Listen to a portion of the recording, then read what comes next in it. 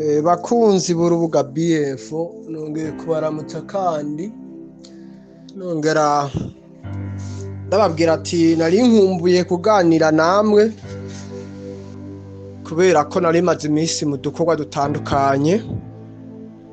Uno musi rero nari nifuje kugira ngo tuganire dusesangurire na cyane cyane tubonere hamwe ukuntu politike yiri muri ibi biyaga bigari iri kiragendera hinduka, na cyane cyane ko ari politike mbi y'ubwicanyi ihagaze ku kumara no kwica bamwe kugira ngo abandi baje ku butegetsi.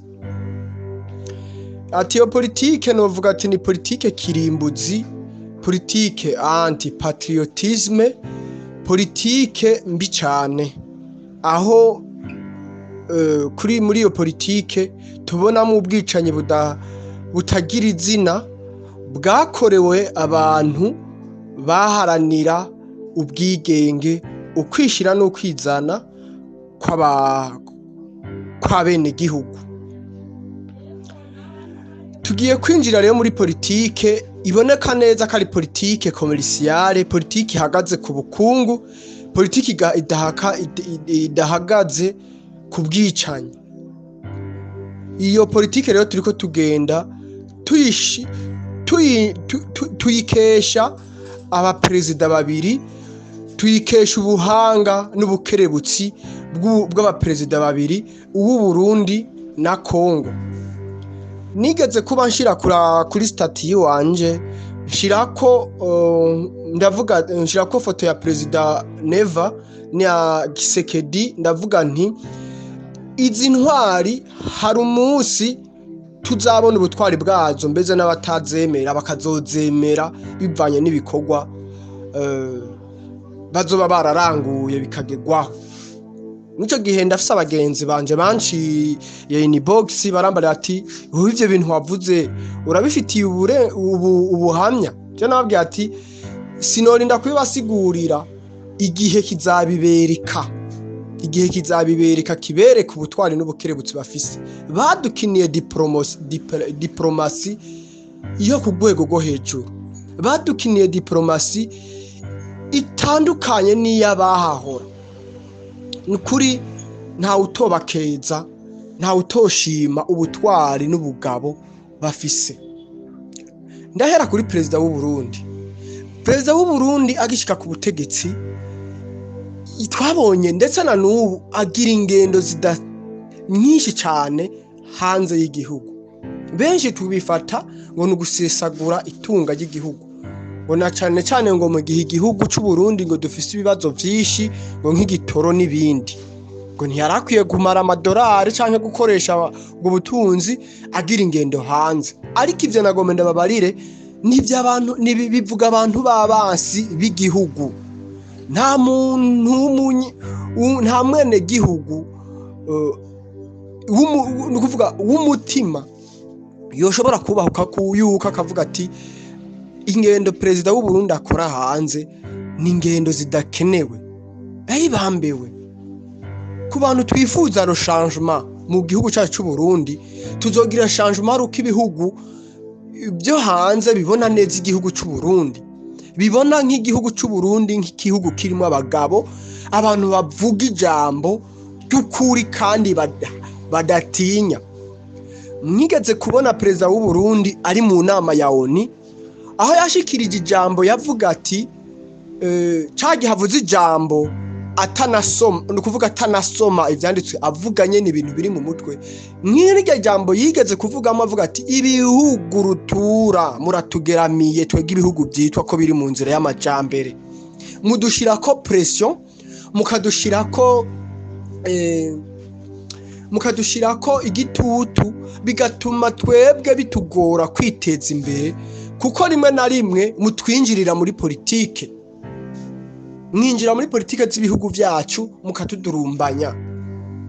Turakeneye yuko ibihugu byacu byigenga bigatwarirwa ku matware n'amateka yabyo, hanyuma amahanga hakabaho icyo bita amakoro bilaterale, ni ukuvuga ngo ganyaganya nimba hari ubucuruzi igihugu kimwe cunguke n'ikindi cunguke.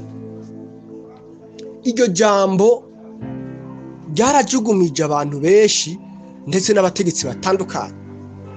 Mwarabonye ko hageze n'igihe na perezida atumigwa mu masengesho muri Amerika, kandi kijya gihe muzi ko hariho evenema yari kiraba, peut-être sindayibutse neza kandi yari très important, ariko perezida ntiyashima kuyijamwo, ashima kujamwo ayo masengesho. Ivyo birori aca bitumamwo intumwa zimuserukira. Bige bintu ntitwamenye, benshi ntibanatahukiwe impamvu yagiyeyo. Hajya mubonye umuperezida cyangwa umunyepolitike agiye mu mahanga, ahanini bijya bavuga ko bimujanye, si byo nyamukuru biba mumujanye. Abagiye kuvugana no guhura n'abantu batandukanye ku isi kugira ngo bavugane ibijanye no guteza imbere ibihugu batwara. Murazi neza ko mwakiya gihe ariho perezida umengo yahuye na ba bategetsi bo mu ryashirahamwe rya Elon Musk ritanga umuyaga, batanga internet y'umuvuduko no inyaruka, Starlink. Muzi neza ko perezida yanageza havuga ati turiko turakora ibishoboka byose turabe yuko ikibazo ca internet cyotora umuti, biri muri procedure, ivyo byose tubikesha diplomasi. Mwarigeze kubona perezida yambuka aja mu gihugu ca Serbia, muzi neza ko rwari urugendo rw'iteka n'itekane, ariko abantu benshi ntibamenye ko burya perezida yaragiye guhura n'abadiplomate b'Abarusiya baganira ku intambara iri kijegeza aka karere, bamubaza ingene ibintu biriko birakurikirana, yerekana neza ingene igihugu ciyo cipanze, ndetse anababarira ati mwumfashe ukuntu kuko murabizi neza ntitwonda kubivuga, Uburundi n'Uburusiya imigenderanire yifashe neza cyane. Mu nyuma yaho mwarumvise ko ariyo perezida yatanze ibiganiro bibiri kuri BBC no kuri France 24 ayamagana u Rwanda, arukura agashambara, arubarira ati ivyo bariko barakora byose twege turabizi kandi turabibona, ahubwo tugomba kubibarira amahanga, mumenye ko umunsi bihenze bakadutera natwe tutazozuyaza canke tutazogira nka bijya vya Kongo, tuzotera twambikana tugwane, uwutsinda tsindwe, mugabo nta gasuzuguro tuzemera kugataka ku Burundi. Urumva ingene mu perezida wacu ari intwari, avugira bamutumye, aravuga ati n'ubuzomukura kwagashatsi umunyene gihugu wanje w'u Burundi, twese tuzohagurukira rimwe, n'uri Makamba nawe nazoza kudufasha kugwanya umwasa azoba yateye igihugu. Mwumve ko ari patriotisme ihambaye cyane. Rero kubera ubu butwari bw'abaperezida, sinonda gusubiramwe ingene nawe perezida wa Kongo yakoze diplomasi, hari umuvukanyi yahejeje kubisigura, avuga uburyo Kayikwamba na Kisekedi bakoze diplomasi yo gushira habona ibibi bya karya gatsiko kw'Abanyarwanda, mukamenya ko ari umuperezida yagwanye n'igisirikare ciwe, ariko atari ca Kongo, ari c'u Rwanda, ariko akagwana naco no musi akaba ubutegetsi bwiwe bugihagaze. Ndetse mvuge n'ubutegetsi bw'aba perezida bacu ndayishimiye na Kisekedi. Mwese murazi neza ko hari abantu babavugishwa, bigeze ngo kuvugishwa ko mu karere k'ibiyaga binini ngo hagiye gupfa abaperezida ngo babiri, ngo hazopfa abaperezida babiri. Ese muzi bajya abantu ingene igituma bariko barapromotinga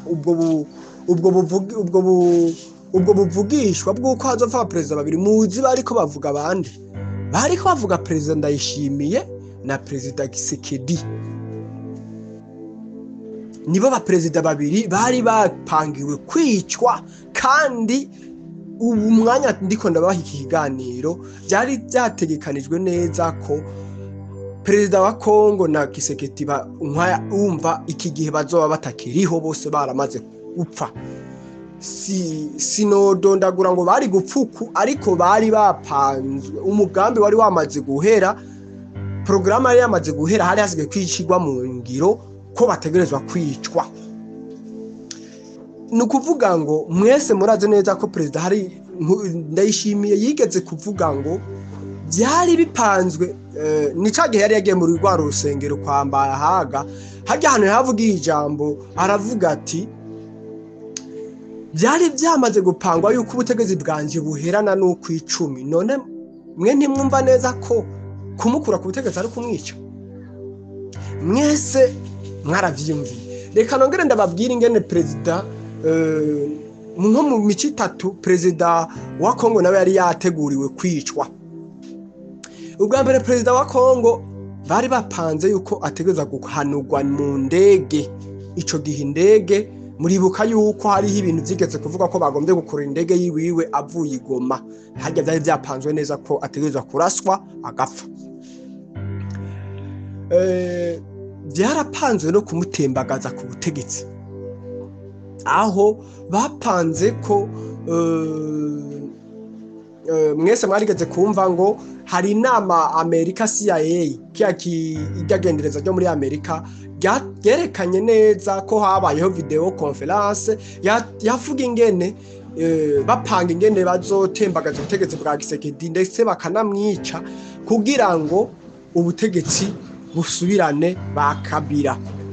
Iyo nama abakurikirana imbuga zanje narigeze kwerekana ati mu nama Amerika yerekanye yabaye yo gutegura urupfu rwa Gisekedi harimo umukobwa wa Kagame na Museveni na Kagame nyene n'umuhungu wiwe yowe ntuzeye Kainerugaba, hamwe n'abakongomani bananga, hari nanga yari yaserukiye Kabila, harimo n'abandi batandukanye, harimo n'abategetsi batandukanye, harimo ngo ba Joseph ngo ba abo bita ba Katumbi, bose ngo nabaopoza bo muri Kongo.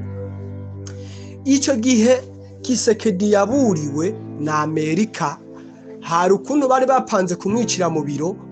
Amerika bavuga ngo ni perereza rya Amerika, ariko ntuzi kandi ariko bavugane aho nabisomye canka aho nabisesanguriye ndabibona bavuga ko ari perereza rya Amerika ryaburiye Gisekedi riramubarira ati ntutushe uje mu biro. Ico gihe rero babonye ibintu bihinduka. Ubuheruka naho bushize bapanze abakomando bazozanana muri Congo Brazzaville. Ayo makuru sinzi ko mwayumvise, ariko byarabaye. Aho bari bapanze ko hari abakomando bazoturuka bava muri Congo Brazzaville bakinjira na Kinshasa, bagaca amatara bagakupa ibintu byose, amakonegiso bagakupa, ndetse abakomando bakarangururaho perezidari bakamwica. Ico gihe Amerika yaburiye Congo Brazzaville iravuga iti hakihenda akaturuka igitero kivuye iwawe kigahungabanya Kinshasa, tuze wimenye nawe ko inyishu yacu canke ibibazo bizokubako bitazoba byiza. Ico gihe perezida wa Congo Brazzaville Denis Sassou Nguesso yaratelefone abo abariko baramukoresha aribo ba Macron na ba Museveni na ba Kagame ati nyabo na Amerika yampamagaye bambariye ko yuko ivyo turiko turapanga babimenye, murabe izindi nzira mwocamo mugabo ntimuce mu gihugu canje. Rero ko nariko ndagerageza kubereka neza ingene aba baperezida babiri bari bapangiye kwicwa, bakaca babicisha mu bintu bakaca babicisha mu bintu bita ngo n'ubuvugishwa, kugira ngo umunsi bishwe bazoca bavuga ngo he n'abakozi b'Imana bari barabivuze. Ndashaka ko ahantu tuhumuka, kuko twege ibi mu Burundi byarabaye no muri 2015, aho bijya bintu byabaye. Imbere yaho mu za 2013 hatangwe kuza abantu babavugishwa bavuga ngo intambara izoba mu Burundi muri 2015 ngo izosiga abantu bose bamaze. Ibyo byose twakuze twege twakura twiga mu mashuri tukiri mato mu ma interna twageze twaraheze na za kaminuza, ariko twaje kubivumbura ko ubu bijya bintu bwari ububeshi tuzuye kwiyumvira ingene twabibarirwa. Rero mwumve neza yuko iyi ni ibintu by'ubuvugishwa rimwe na rimwe biba birimo ibinyoma, ariko ico no babarira coco urucira mukaso rugatwara nyoko. Nimba uno musi abanyarwanda n'abaganda mu mitwe yabo bazi neza ko Kisekedi na Ndayishimiye ngo bategerezwa gupfa, jewe ndahamya neza ko n'Imana yabo ishobora kutanavyemera, kuko uri kuranabumviriza n'amajambo yabo n'amajambo y'ukuri kandi anywanisha dasambura. Rero nagomba mvuge kw'iki kintu ndababara nti muzuze murasesangura neza, ntimuzokumva ibintu by'ubuvugishwa byose ngo nukuri. Haba harimo imipango ya politike yo kugira ngo nihabiki niyo bategura kwica umukuru w'igihugu kanaka bakabigeraho bize byitwe ko hari ubuvugishwa ari Imana yamukuyeho. Rero ubu butwari bw'aba perezida bacu buriko buratwinjiza muri nouvelle ordre mwaka karere k'ibiyaga bigari.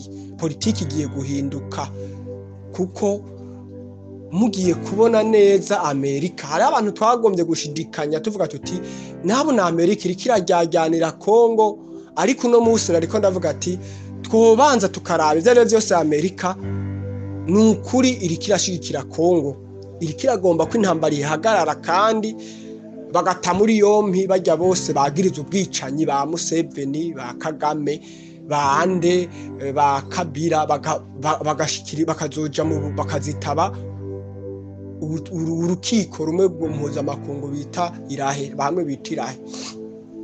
Rero politike twarimo ni politike y'ubwicanyi. Muzi yuko benshi ba Museveni ba Kagame mu gushikaho habanje kumeneka amaraso menshi cyane. Iyi politike niyo nubundi bagomba gukoresha mu Burundi, kwica abantu bikaja vyagirizwa leta, bigatuma n'inteko mva makungu ziza ngo zije gutabara mukomo, ariko zozo muzi yuko iyo zije ziba zije gukora amaraso, ahantu zije hameneka amaraso,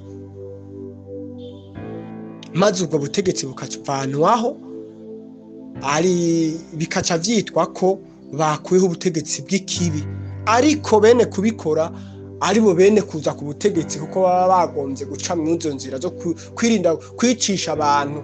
Arico kiriko gikora ku banyamurenge, n'ubundi abanyamurenge muri Kongo bataravye neza bazokwicwa bahere, kandi umuntu abica ni Kagame, ariko byo bobo ntibabizi. Ariko hari abanyamurenge bamwe bamaze kubivuga bagerageza kwerekana, hayamuhora mwumva abo babitwa ba Patrick Ngarura bavuga bati iyi politike yo kuguma mwisegekeza ku nkotanyi izobamara, inkotanyi izobita zibamare, kuko nubundi politike yabo ni politike ya victimisation.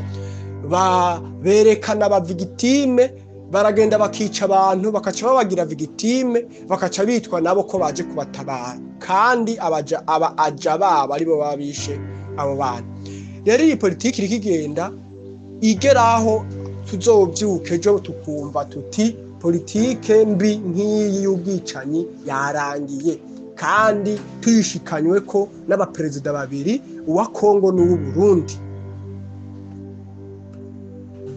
Bakunzi bacu, bakunzi mwumviriza uru rubuga BF, nimukanure, nimucane ku maso, ntimusubire guhendwa, nimusubire kujugumizwa na bijya binyamakuru by'abanyarwanda bivuga ibinyoma by'ibibeshi, mukaguma mwumva ngo bafasha bagiye gufata hango bivira ngo deja korotire ngo bamaze kuyikikuza. Jamais muherutse kubona abazarendo berekana amafaranga Kabila yaratanze kugira ngo babahe inzira muri Uvira, ariko barabishize ku karubanda baravyerekana.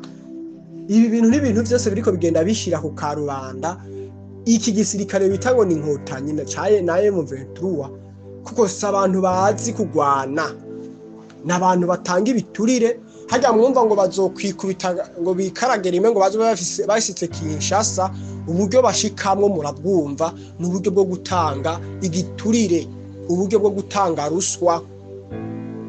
Je nkacanza ahantu nkibaza nti ukuntu bihaya ngo botera igisirikare cy'u Burundi ngo bagitsinde kandi na wazarendo yabananiye, murumva neza yuko ubwo butegetsi bw'abo bantu bugeze. Erega burya twe nubwo tubibona turaba abantu bato mumenye ko abakuru b'igihugu ba Kongo no Burundi barabibona, baravuga bati reka tubanze tubageze ahantu hamwe naho tuzobatera atanu umwe azoduhagarika. Rero nagomba ndababarira nti intambara naho ikirimwe iravuza ubuhuha ariko yegereje kurangira. Abantu twotangura kwishima, abantu twotangura gutegura imitima, kandi mpamagarira n'abantu bose mwitegure. Amerika igiye kuzana imitahe muri Kongo, ni naco gituma yashigikiye Kongo ikaronka umwanya muri ONU. Kandi hajya mumenye ko ONU ari nka Amerika. Amerika itagushigikiye mwakajya kanama ntiwinjiramwo. Rero nimba bashoboye gufasha Kongo ikinjira mwakajya kanama, tubonereho ko na ya genocide yakorerwa abahutu, muzi ko neza Kayikwamba yayivuze ko hari genocide yakorewe abahutu mu Burundi nayo ikwiye kwemegwa. Ubu nibagiye guserukira Kongo muri ONU mwakajya kanama k'ibihugu ahoraho, afise manda y'imyaka 2. Rero twizere kandi n'umudamu biboneka ko ari inkerebutsi ivyo bintu ashobora kubigeraho akavugira n'u Burundi, kuko n'u Burundi twarabaye victime, twicirwa abantu, twicirwa abaperezida, inzirakarengane ziricwa, ariko ababikoze n'uno munsi ntibarahamwa n'icaha neza. Biguma mu bintu byo gufukafuka. Bikwiriye rero kuja habona abantu bakoze ubwicanyi mu akarere bakahanwa by'intangarugero, kandi biboneka ku buryo akarere generation zigiye gukurikira abana bacu, abuzukuru bacu bazobeho bidegembya ata politike y'umwanda nk'iyi twasizemo na ba Museveni na ba Kagame, politike y'ubwicanyi, politike anti-patriotisme, politike igomba kumara abantu, igamije ko ababonye inyungu z'abantu ku giti cyabo atari inyungu z'abantu muri rusangi. Rero dutangure kubandanya dukurikiranira hagufi ibi bintu, ku buryo ibi biganiro bize biratuma n'abakuru b'igihugu bacu bumva ko tubashigikiye kandi bumva n'ico bokora, kuko ibi biganiro ubu bwisanzure twarose bwo kuvuga tukaronka naho tuvugira bugeze buragera ku bategetsi bakuru. Ivyo bakora vyiza bumve ko tubashimira cyane, bumve ko tubakeza, ariko n'ivyo baba batakoze vyiza bakumva ko tubineguye bakabihindura, kandi ndetse banze barumva n'ivyo tubaterera nk'intererano, maze navyo bakabikorera ko bigatuma ibihugu byacu bitera bija imbere, ndetse hakazosubira kuba ubwiyunge, kuko mubona ko na East Africa yamaze gusambuka, kandi yasambuwe n'ibi bibazo biri mu karere, kuko murabona ko igihugu ca Kongo, u Burundi na Tanzania biri ku ruhande, kandi murabona ko u Rwanda, Kenya na Uganda biri ku ruhande. Turakeneye politike rero izogarukana amahoro, ubwiyunge n'ubumwe n'ubwumvikane mu bihugu byacu bitandatu, ndetse hakazogera igihe twese tugenderanira hakoresheje karanga muntu hadakoreshejwe visa. Ariko ivyo tuzobigeraho ari uko iyi politike y'aba perezida bacu w'u Burundi n'uwa Kongo igezweho, kuko politike y'aba Kagame ni politike de separatisme, ni politike antipatriotisme, ni politike isepara abantu ikabajyanisha. Ariko rero numva twoshigikiriye politike y'abanda yishimiye yo kunywanisha abantu bose, yo kumva ko umwene gihugu yo kwishira kizana mu gihugu ce c'amavukiro, ndetse agashobora no gutembera mu mahanga kandi akishira kizana agatunganirwa rero mwese ndabipfurije gutunga mugatunganirwa, mbipfurije kugira amatora meza mu gihugu cyacu cyiza cy'u Burundi.